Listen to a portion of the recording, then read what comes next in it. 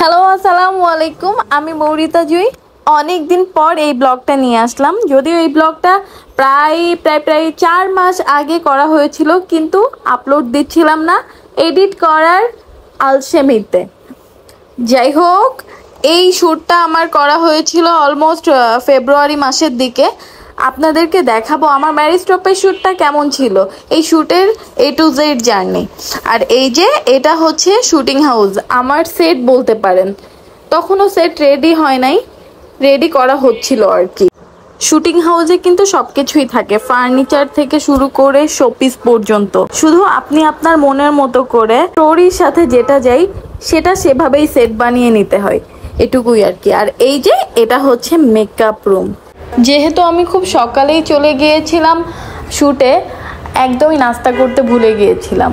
এর জন্য নাস্তার জন্য ওয়েট করছিলাম। এই যে কিছুক্ষণ স্কিন প্রিপেয়ার করে ওয়েট করছিলাম কখন নাস্তা আসবে। কথা বলতে বলতে আমার নাস্তা চলে এসেছিল, জলদি নাস্তা করে মেকআপে বসে গেলাম।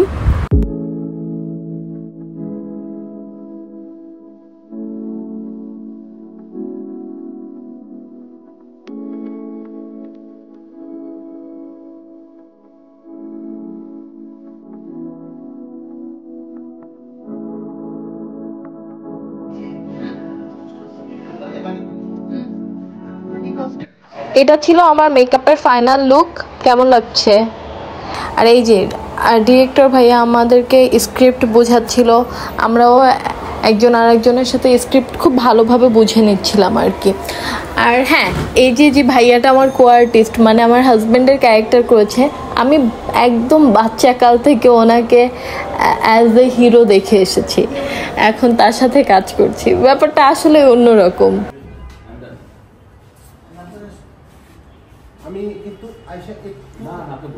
ছোটবেলা থেকে যদিও অনেক স্বপ্ন ছিল যে একজন অ্যাক্ট্রেস হব বা একজন অভিনেত্রী হব, কিন্তু আসলেই ভাবিনি কখনো অভিনেত্রী হয়ে যাব। তারপরেও আল্লাহর কাছে অনেক অনেক শুকরিয়া, আল্লাহ আমার ইচ্ছা পূরণ করেছে। যাই হোক, যাদের কাছে মনে হয় শুটিং অনেক সহজ জিনিস, যেটা আপনারা টিভিতে বা স্ক্রিনে দেখেন মাত্র কয়েক সেকেন্ড, সেটা করতে আমাদের ঘন্টার পর ঘন্টা সময় লেগে যায়। বসবা আর তোমাকে ধরে বসা দিতে আছে এই ঠিক আছে। এই ভাই শুভ্র ভাই এটা রেডি করো, এটা রেডি। জুতাটা রাখো। হ্যাঁ কিচ্ছু না, বসো বসো, আগে বসো, এইভাবে বসবে। হ্যাঁ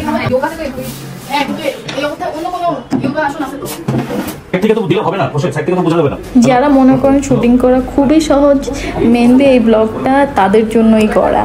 তারা একটু দেখুক আর বুঝুক আমাদের কষ্টটা, তাদের জন্য আমরা কত কষ্ট করি।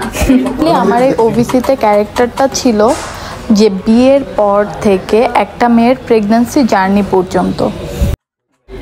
সবাই আমাকে বোঝাচ্ছিল যে ইয়োগা স্টেপগুলা আর যেগুলো আমার জন্য কমফোর্টেবল হচ্ছিল সেগুলো আমি করছিলাম। আর আমি সবাইকে বোঝাচ্ছিলাম আসলে এই অবস্থায় এরকম করা ঠিক হবে কিনা। মা, তোমার সাথে আমার পরিচয় কতদিন আগে হয়েছে? আমার ফার্স্ট সিরিয়ালের ফার্স্ট মা। কত বছর তুই বল? আমি তো অত মনে রাখতে পারি না। তো 3 বছর 4 বছর, করোনার আগে তো অলমোস্ট 4 বছর মনে হয়। করোনার পরে 2020 এর লাস্টে। ও আচ্ছা, 3 বছর একদম।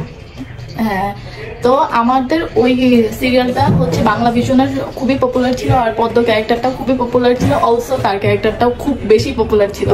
আমরা এত দুষ্টুমি করি সবসময়। বাচ্চা, আমাকে মা বলেছিস না তুই তোমার বাচ্চা। সো এখন আমি আমার শুট শেষ করলাম, শুট শেষ করে এখন ভেগে ভেগে বাসায় যাচ্ছি। তারপরে ব্যাগটা নিয়ে আবার দৌড়ে দৌড়ে স্টেশনে যাব, কারণ কক্সবাজারে আমি শুটের উদ্দেশ্যে রওনা হচ্ছি। টাটা। আর আজকে এই পর্যন্তই আমার ব্লগটা ছিল। সবাই আমার জন্য দোয়া করবেন। Thank you, bye by.